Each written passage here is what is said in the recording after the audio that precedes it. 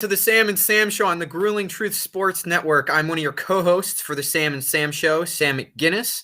I'd like to welcome on my other brilliant co-host, as always, Sam Teets. How you doing?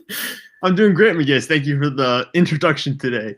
And we've got quite a bit of news to talk about. We're going to try to keep the show maybe a little bit short tonight, but there's still plenty of news to talk about all around the sports world, especially in hockey. I know you have some very personal opinions we have to talk about tonight, and I am looking forward to getting to those opinions. But first, let's talk about the Final Four. So we know who's playing in the Final Four now. We have the matchups going on this weekend. Number 2 Houston versus number 1 Baylor, and number 11 UCLA versus number 1 Gonzaga. McGinnis, you had to predict winners for the games or winners for the entire March Madness tournament. Who do you think takes home the trophy? So when I originally did this, you'll note when I did this with you and Mike back on our other show originally, my very first pick was Baylor. I don't like picking the immediate front runners because in most sports, they don't pan out. Gonzaga has so far, and I think they still absolutely can. But I'm just going to stick with my original prediction and say Baylor, just because so far it's worked out pretty well, despite the fact that every bracket in existence has been shot because of all the ridiculous amounts of upsets, speaking of UCLA. And UCLA has got to be the story, I think, for the entire tournament so far. Yeah, UCLA has probably overachieved the most out of any team, obviously, getting to this point. A lot of people did not expect that. But I think they're about to run to a buzzsaw in Gonzaga. See, we keep saying that, though. We keep saying that every game.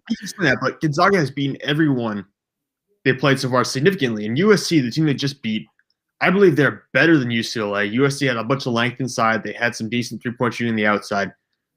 Gonzaga right now with Drew Timme and Suggs and all the other players they have, they have so many good players right now, and they're not necessarily like these super NBA star or NBA prospects. I think Suggs is probably going to be a top 15 pick this year if he decides to declare for the draft. They're just really good college players, and they're really solid fundamentally, and they play good defense, and they can shoot the three well. So I think that Gonzaga is probably going to stomp UCLA. I think Gonzaga will actually win the national title. I was against saying Gonzaga was going to go undefeated and win it, but now I'm starting to lean towards the side this is probably happening. Well, it's not completely unrealistic to think that. I mean, most people picked Gonzaga in their brackets this year, which should tell you if your bracket is still destroyed and your champion is still alive, you know how messed up the tournament has been. But yeah, I think Gonzaga is a fair pick. I'm just picking Baylor because, you got to stick with what you got. Because I can tell you from having changed predictions before, it is personally the most obnoxious thing to have been right in the first place and then stomped yourself. So I feel like, you can't really go back on that stuff. Whenever you have an exam or a test and it's multiple choice, I just go with my first gut instinct. I never change it. I'm like, I burn myself way too often from just changing my answer. So just stick with. I applaud you for sticking with Baylor. Yes, it's probably a smart move. Yeah, they've done studies on that. Your first answer is more likely to be right than your second one. That, by the way, SAT, ACT, same thing. They get you with those second guessing things. All right, so I'm guessing are you picking a Gonzaga-Baylor finals, though? Is that going to be the matchup? Yeah, I thought Gonzaga and Baylor were playing each other, no? No, I think it's Baylor and Houston, yeah. Yeah, Baylor, Houston, Gonzaga. I got mixed up there for a second. For some reason, I keep thinking that this is like the third time this has happened. For some reason, I keep thinking Gonzaga and Baylor are playing each other, but that's impossible. Not yet, anyway. Yeah, not yet. That'll probably be the finals matchup. But those Final Four games, they're on Saturday, so you can feel free to go check those out. Those are probably going to be some, hopefully great matches. I'm looking forward to it because, honestly, we had some really interesting action in the opening rounds. And we've had maybe one game every round since that's been pretty good. I'm hoping we can get both games to be really good this time around. But we'll transition now to some NBA news. It's just some really quick blurbs I want to talk about here. Not much has changed since the last time we had a show last Friday because we do this every Friday at 9:30, so feel free to go check out previous episodes. LaMarcus Aldridge and Andre Drummond, I mentioned that they were bought out last episode, so basically they are free agents, unrestricted free agents. LaMarcus Aldridge, instead of signing with the Miami Heat, has signed with the Brooklyn Nets. So now they have LaMarcus Aldridge, Kevin Durant, Kyrie Irving, James Harden, DeAndre Jordan, and Blake Griffin. This team would be killer if it was like 2017 or 2016. It's still really good. But if it was 2017 or 2016, they would legitimately have 5 or 6 All-Stars. Which is why they have them now, is because it's not 2016 or 17, by the way. Yeah.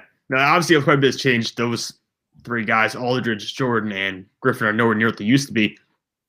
But the Nets now are in sole possession of first place in the Eastern Conference. And that's without Kevin Durant. Kevin Durant has missed, I think, the last 30-something games or something like that. He's missed a huge chunk of the season, and the Nets are still in first place.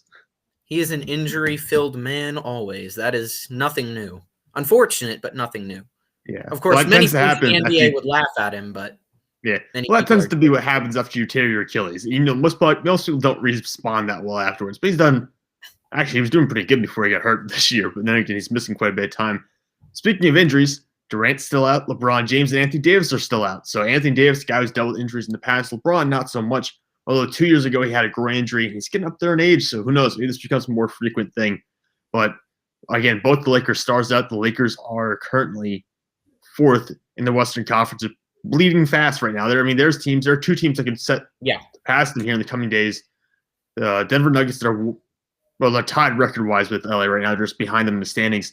And the Blazers are only one game back. So those teams are actually passing LA before Davis or LeBron get back. Yeah, and remember, we were talking about and I know I was a bit more on the extreme end of this, but it's looking less and less extreme when I was saying that they could end up in the 8th seed and end up playing what should be their conference championship opponents in the first round. And all of a sudden, the first round means something. Yeah, the first one's going to be something. They're going to have a playing tournament, too, with a bunch of lower seeds competing to see who gets in this year. I don't know why, but they're doing some kind of playing tournament here with the lower seeds. It's COVID, so they decided why the heck not. Yeah, whatever the reason is, we got a playing tournament going on here, and they obviously don't want to be participating in that at the very end of the season. So they're going to try to compete as hard as possible to make sure they avoid that. But now, some NFL news, and this is something that we can both talk about a little bit more. We mentioned the trades where the 49ers moved up to 3rd overall in the draft last episode. Of course. The Mac Jones to San Francisco hype is going off the rails right now. The real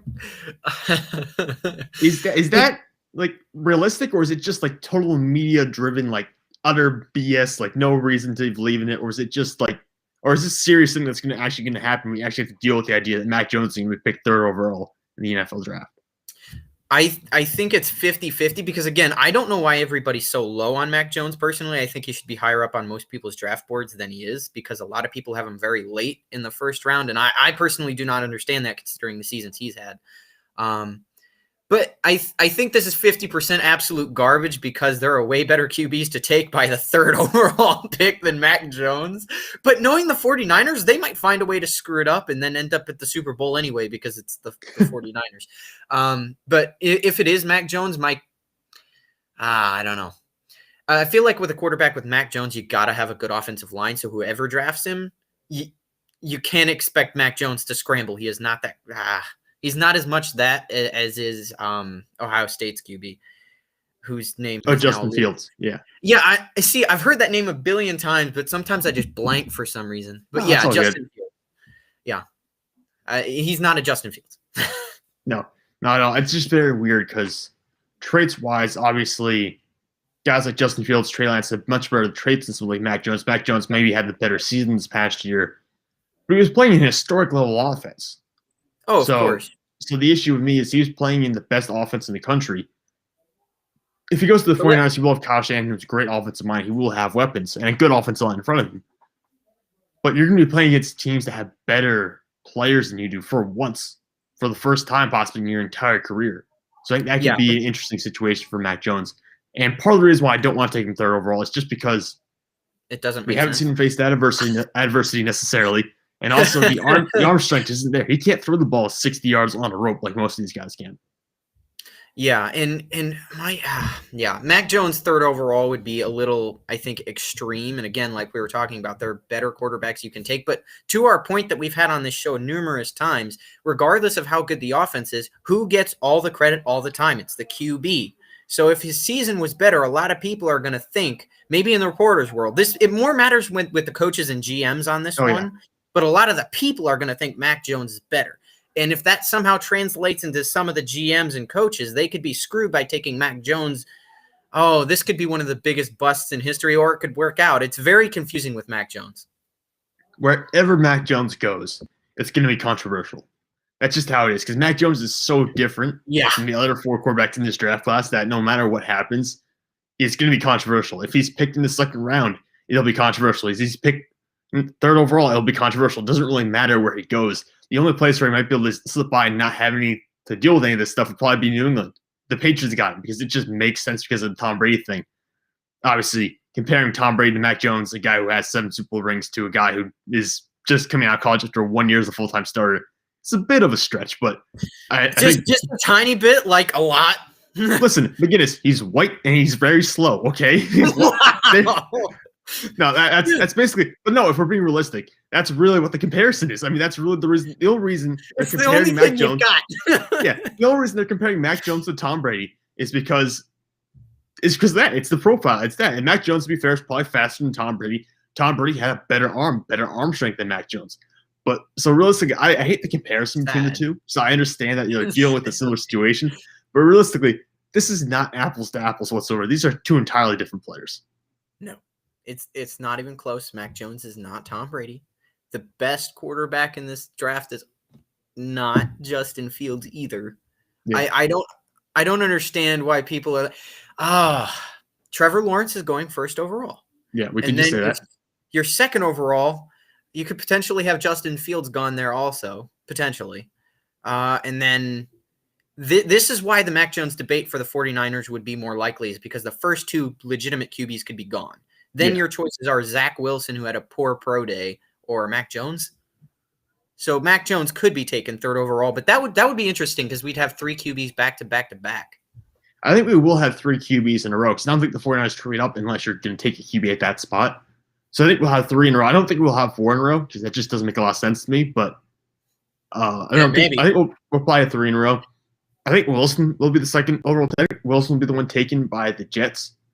But I mean, Mac Jones. I don't know. There was some.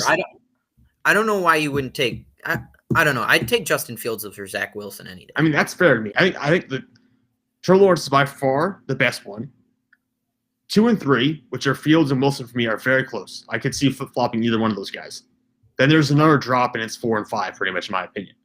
So, and Mac Jones, by the way, at his pro day, Mac Jones whiffed on 2 throws. So he overthrew receivers. And I'm looking there like, if you are missing out by 4 yards on wide receivers in shorts with no pressure coming at you, just throwing the ball in an open area, no defenders, I can't imagine what's going to happen in the game. I will say the pressure is still there. It's just different because now you've got a whole crap ton of people watching you with huge expectations. That's true, but not that he hasn't dealt with that though. Yeah, no, he's not national championship game. So, but the question is, would you rather have a whole bunch of coaches and scouts watching you, or a 300-pound defensive lineman trying to basically just crush you? Which one would you rather have? So I think that's what we're looking at here. But either way, the quarterback placement in this draft is going to be extremely interesting. It's going to be fun to watch. Also, the NFL made it official. We have 17-game regular seasons now, and not everyone's happy about it. Not even half the players are happy about this. This is how you know this is purely a move for money. Another thing that pisses me off. We're going to get to more things that piss me off in a minute, though. It's right around the corner. Oh, absolutely. But holy cow, talk about the players didn't want it. Half the fans didn't want it, and you still did it because guess what? Money. And I think part of the logic behind it is they were probably going to do it in later seasons, I bet. But the reason they did it this season is because of the loss of COVID, which is understandable. But at the same time, you're ruining all the records from like forever since the 16-game season thing started. And it's been the 16-game stretch has been the longest stretch of any kind of season length in NFL history. Pick one thing. Okay? Pick one. No, I wish it would. Real quickly here before we get into your very special talk about hockey here in a few minutes, Jamar Chase and Kyle Pitts absolutely destroyed their pro days. So PFF has logged the percentiles historically for receivers and tight ends for all players in their positions. So Jamar Chase tested in the 96th percentile for vertical jump and broad jump, 97th on bench press, 89th on the 4-yard dash, 97th on the short shuttle. And so he basically blew it away. All of the burst and all the explosive tests he just destroyed. And Kyle Pitts measured in about 6'5", 6'6", 245 pounds, and ran a 4-yard dash in 4.44 seconds. So these guys are going to be really good beginners. They're going to be really good. Dude, this is the problem with the NFL, and this is the other problem with Tom Brady. He's only going to be the GOAT for so long. just because as the sport goes on, the players get better. And this is why I don't like comparisons to older players as much, because I think the game gets faster regardless of the sport and consistently better with the players because they've had more time to complete the techniques and so on. So I think eventually this is just how it's going to be. I don't think we're ever going to see like an under 4 on the 40. I think there are certain human limits that are physically impossible, but we are going to get to that physical impossibility at some point, right at that edge. It's going to be when we have robots running the combine for us. That's when we're going to get below. Do not do that. The only time I would accept like some kind of robot in sports is when you talk about baseball in the square diamond, because those refs, like, you can make a perfect call every time. There's no reason for not having one. People just are getting a little caught up in tradition there, I think. No, I agree. I like to have people. That's an unpopular sports opinion right there in the MLB world. People would hate me for saying that. Yeah, but it's a good thing we're not necessarily baseball people in, because you are a hockey person. Speaking of hockey. Yes, I'm a hockey person. I want to start with this one. I know this isn't the order, but I'm pumped up about this now. So we're going to talk about this now. So I'm going to explain to you what happened for those of you who are not hockey people. Basically, Connor McDavid, best forward in the NHL by far. It's not even close. Don't let anyone tell you Matthews is better. That's a ludicrous notion. Forget it. Only Leafs fans think that. This man literally, okay, so player launches puck away from himself. He passes it. Connor McDavid, about a full 2 seconds later, could have completely gotten out of the way, elbows him to the face. He falls to the ground. He only gets a 2-minute penalty, and then they fine him $5,000 for a guy that makes $12.5 million on the season. It's literally a joke. This is the NHL Players Safety Department is an absolute joke. They did this with Brad Marchand. They did this with Tom Wilson. I've got an idea. How about I injure a player and only get suspended for 7 games on a 56-game season?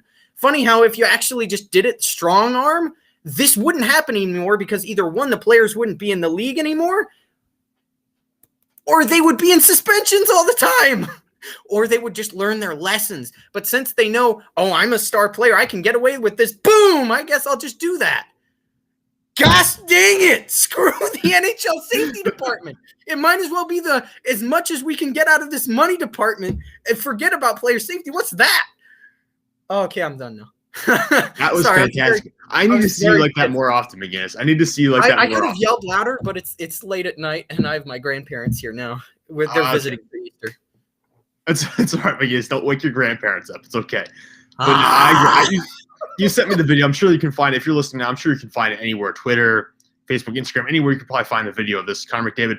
You're right. The puck's already gone. The other guy's already skating away. McDavid comes in, hits him, basically gives him an elbow to the head. And it was just straight up a full 2 seconds later. McDavid literally, please, look up McDavid's hit. Don't take my word for it. Look up McDavid's hit. You can see it. He literally intentionally comes in after the puck has been passed and just whams the dude. Well, you see him track him down, too. Like, he tracks him down, follows him down. What the heck is the NHL Players Safety Department? It has nothing to do with safety. I mean, if that were true, we'd have full face shields now, too. But no. Oh man, what are we dealing with? This is garbage. I've never yelled on a podcast, by the way. This is the first time. This should tell you how bad it is. Please look it up. Well, speaking of garbage, the Buffalo Sabres. Oh yeah. This is also fun. By the way, they almost made NHL history by losing 19 straight. They almost lost 19 straight, which would have been a new NHL record for most losses in a row. But instead, they decided to tie the record with 18. And how did they do that? Well, the last game they played that got them that 18th loss, they had a 3-0 lead in the third, which they proceeded to blow. They also missed an empty netter, which would have sealed the deal, by the way. So yeah, I saw that. That was against the Flyers, right? That was the Flyers game in overtime? Yeah, also the Flyers lost to the Sabres. They almost lost to the Sabres twice. The Flyers are garbage right now. Their defense is horrendous. I have a bunch of Philadelphia fans on the group chat, and they're telling me every night, or saying every night, what is wrong with the Philadelphia Flyers? They're up in arms basically right now, because this was a season they had high expectations for, and now you lose to the Sabres. You mentioned we're one game away from setting a new losing record, and you lose 6-1. That's going to be a little hard to stomach. Yeah, for Carter Hart fell off a literal cliff, and his defense didn't help him, because his defense, oh my goodness, the way they've been playing, they are literally one of the worst in the National Hockey League. It is disgusting. I cannot explain to you how many 2-on-1s and breakaways and absolute gorgeous chances they give to the. I mean, they just hand away pucks to offenders right like in front of Carter Hart, and he's sitting over here like, I'm getting benched now because you guys suck. Yeah, well, it doesn't sound like they're going to go very far this season, certainly. I've never been this heated in a podcast. This is ridiculous. I've been doing this for, over 2 years now, and I've never had this happen. It's this bad today. All right, let's see. We got some other NHL news. Some players were placed on waivers. Speaking of being pissed off, another thing. This all happened in a row. This is the worst part. If any one of these things happened, I wouldn't have been as pissed. But if Evgeny Svechnikov is placed on waivers, the man scored 5 points in 8 games, and you put him on waivers. Okay, granted, he had a bad stretch. Okay, he had a bad stretch during this season where he had 5 games where he only scored a point. Okay, but he's only played 10 games this season, and he scored 5 points and 3 goals in that time. That's not bad. That's a good, second or third line forward. Like, that's good depth. This is what you're needing. He's also only 25. You're looking for younger players because you're in a rebuild. And for the second time, you're just like, screw that guy. He's succeeding, whatever. Okay, bad stretch, but it was only for a few games. Like, even that even happens to Sidney Crosby and Alex Ovechkin. Ovechkin didn't even start scoring goals till later this season. Like, Quick fact check, McGinnis. He's actually only 24 years old. Oh, wow. So he's only 24. Oh, I think he was turning 25 soon. That's why I got mixed up. I think he'll be 25 later this year.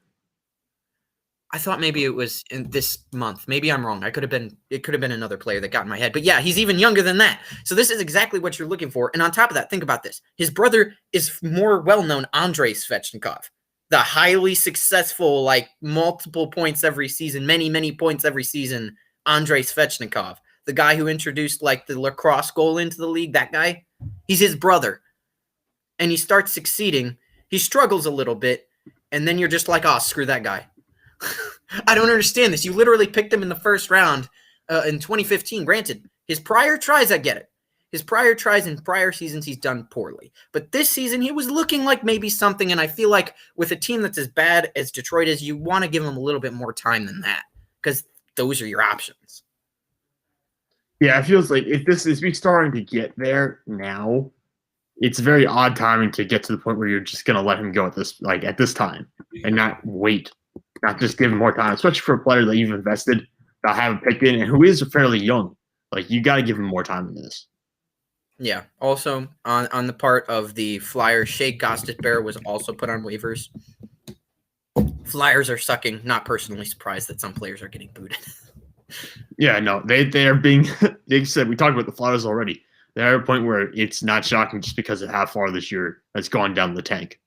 Do not blame their offense. It is literally on the defense plus Carter Hart. That is the reason they suck this year. I don't know what it is with Carter Hart because, again, some people predicted him to get like the Vezina trophy this year, which wasn't at all like completely out of the question. You know, like it was reaching a little bit, but not by that much. And he just decided he would tank. And part of that has to be the defense because of just how watch a Flyers game sometime. It's horrendous.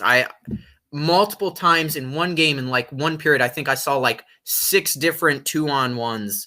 I'm like, how do you not expect to get scored on with 6 different 2-on-1s in the same freaking period? That shouldn't even happen in one game, not one period. Yeah, no, it shouldn't. We're at a point now where kind of hard. I can't tell how much of it is on him or how much of it is just on the team around him or just a combination of both at this point. It's like poor Carter Hart's getting benched quite possibly because of how bad his defense is. Yeah, so they are an absolute mess. Speaking of an absolute mess, though, actually, you mentioned there's an injury here we actually want to talk about. One more little bit of NHL news. Yeah, so Tuukka Rask, I think we might have forgotten to mention this on the last NHL show, but he's injured. He's out for an unknown period of time. This stinks because he is one of the top 3 best goaltenders, if not top 5, somewhere in there, goaltenders in the NHL. But you do have Halak, so great backup. Not too concerning. It's still the Boston Bruins, but at the same time, for some reason, the Bruins are like 4th in the standings, which makes no sense. But, you know, you've got a good enough lead that Halak can carry you there. It's not too much of a big deal. Plus, your defense has been playing good despite losing a couple players in the offseason. You're fine. You're fine. He'll be back. All right. So baseball started up the other day. Yes, it did. Major League Baseball is back, but Mets baseball is not, because the Mets National Series has been postponed so far because of COVID-19. So what a hot start to the season for Major League Baseball. Four national players. Of course, it was the Mets. Like that. That had to be a Mets. Well, hold on. It wasn't the Mets. It was the Nationals. Hold on here a second, McGinnis. But it was going to happen to the Mets. That's the thing. Yeah. The Mets either screw themselves or everybody else does. That's how it works. You should know this. You're a Mets fan. We have new ownership now, McGinnis. It's a new era. Oh, because injuries are the difference in ownership. That's how that works. Absolutely. But so the series right now, Mets Nationals, is going to be postponed because 4 national players have tested positive because of COVID-19, and multiple other members of the organization are currently in quarantine. So we don't know when this series is going to get kicked up. We saw the NBA deal something similar earlier this year when they were canceling a bunch of games. It seemed to have gotten past it at this point. But I think baseball will go through a similar thing where they have to cancel or postpone games every now and then. And we're just going to see that carry on throughout probably the rest of the season. That's just how it's going to go. That's how it's gone with all sports. That's how it goes. But also, speaking of Mets news, the Mets signed shortstop Francisco Lindor to a 10-year, $341 million contract. It's his largest for a shortstop ever. We have gotten rid of our penny pinching owners. We now have a new owner. It's fantastic. He spends lots of money in McGinnis, which means we get to be lots of good Mets baseball. How many times do I have to keep telling people record-breaking deals break your bank, also break your team? Baseball's a lot different, McGinnis. Baseball is significantly different. It is, but is it enough different? Though? Yes, it is, because the Dodgers are one of the highest-paying teams in the league. True. They just won. They did play their players a combined $1 billion, and then had issues with, our nation due to their problems. Yeah, so it's just that's how you know you're spending too much money. You're literally getting in trouble with the U.S. government for spending. Yeah, it's a very interesting line across. The Mets usually they've been viewed kind of as this penny pinching organization for a while, and finally go out.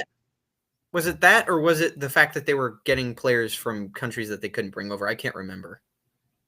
I think it was that. I think it's the second one. I think that's what you're talking about. I was about to say, because the first that's been something that's gone on in baseball in general for a while. So it's not something that's been isolated just to one organization. That's happened in general for a lot of teams.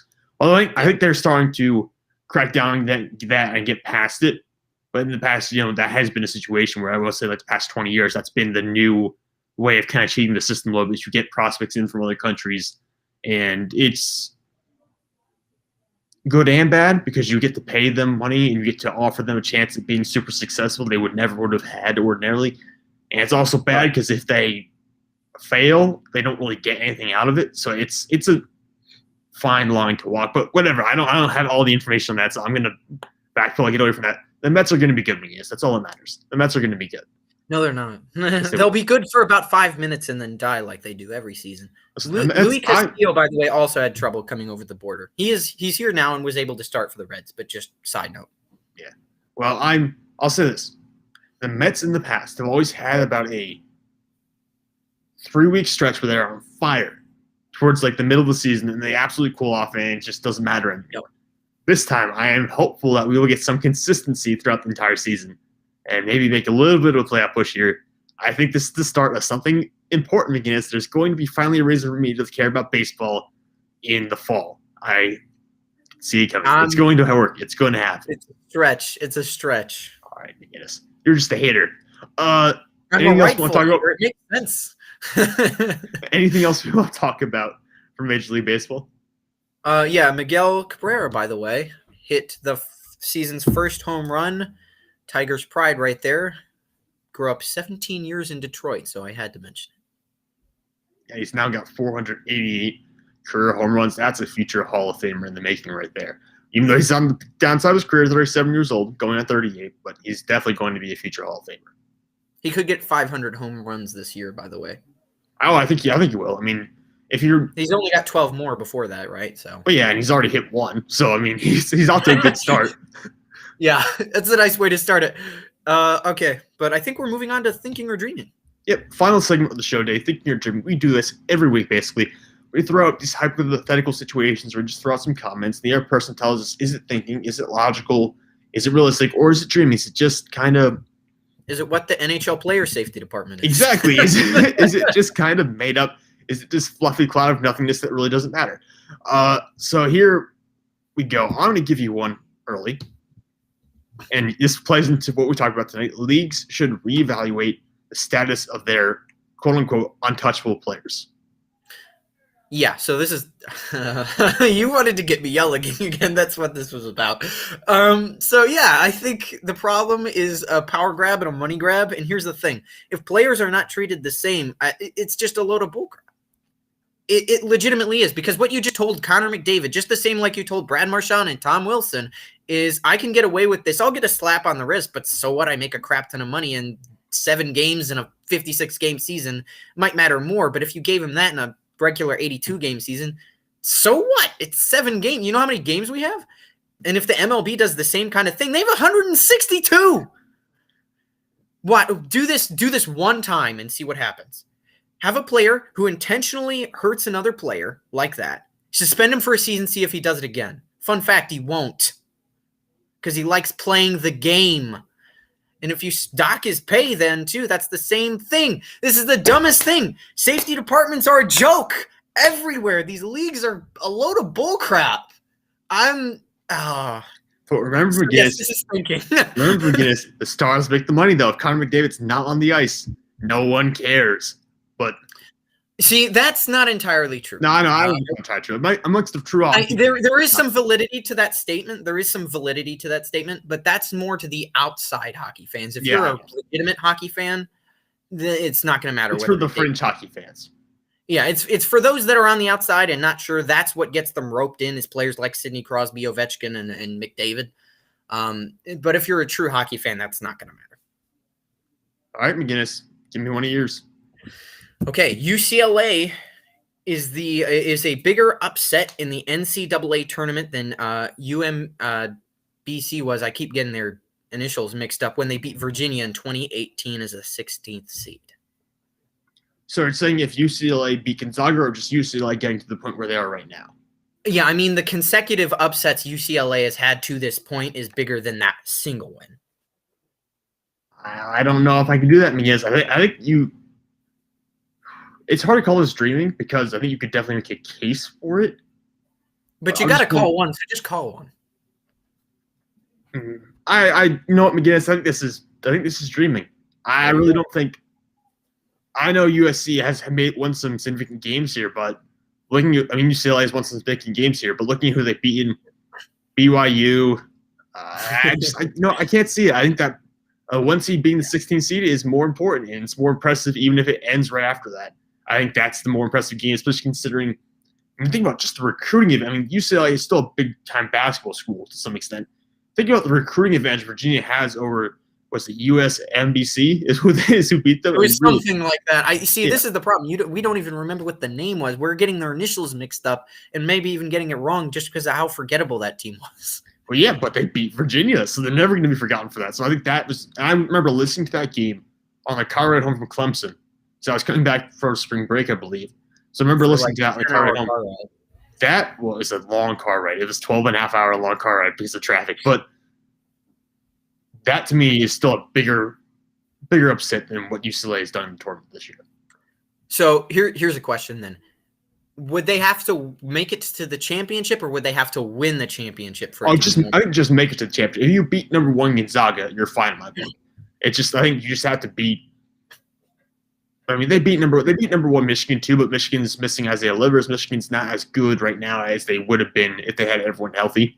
So I think that there's some validity to what they've done, certainly, but they beat Alabama as well. So they've beaten some high seeds. I just think that 1-16 matchup was like this holy grail of you never lose this game.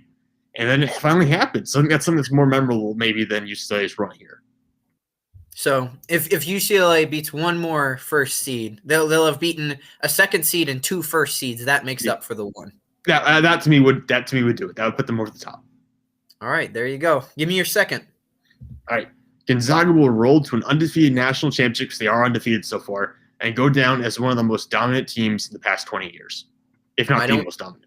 I'd have to be a moron to say anything here but thinking. But again, my pick is still Baylor, but this is 100% viable as an opinion. It's the most popular one, I think, that's out there because it makes the most sense. I'm just an oddball. But yeah, I think this has to be thinking. Gonzaga has rolled literally everybody. They're a literal machine. So I don't see why you can say anything about them except thinking on this one. Yeah, Gonzaga hadn't faced a significant test really in this tournament until they played USC last round, and they beat them by almost 20 points. So I feel fairly confident that Gonzaga is probably going to go out there and clean things up and win the national championship. I got a fun one here because it's a little bit more edgy. All right, let's see it. The Lakers will still win the championship despite their current injuries. They'll make the playoffs. They'll beat whatever seed they have to in that third round, and then we'll roll until the NBA championship, and we'll then win it. I'm guessing in about 7 games, 6, 7. He's having a tough time because the talent is there, but is the seeding viable? Or does it matter? This is a true test to see if the NBA seeding matters at all. That's what this is, because if they get healthy right at playoff time, we will instantly know if playoff seeding matters. I think if you're a top 4 seed, it doesn't matter. But as I mentioned, the Lakers are the 4 seed currently. They probably will be the 6th seed in a couple of days. So, but their talent really depends on when. It depends on when LeBron and AD come back. If LeBron and AD come back, and there are still, how many games are we into there? We're 48 games in so far for the Lakers. If they come back and they play in the last, 15 games of the season, I will say, yes, this is thinking. If they have 15-game warm-up to kind of get back into shape and get going again, this is thinking. If LeBron comes back and his first game back is their first playoff game, then I think there's no way in hell they can make that run. Just because of how good. First off, there's a lot of rust when you miss that much time. Second off, the Western Conference is so good this year, even better than it was last year. The way the Jazz are playing, the Suns are reborn because of Chris Paul. The Clippers are still good. The Nuggets and Trailblazers are good. The Mavericks gave the Clippers a run for their money last year. I think they're going to be that kind of team again this year. And then the Eastern Conference, whoever comes out of the East, I think it's probably going to be the Nets at this point. But the Nets will be a tough out in the finals. So I just think that I have so much respect for LeBron and AD and how good they are and how talented they are.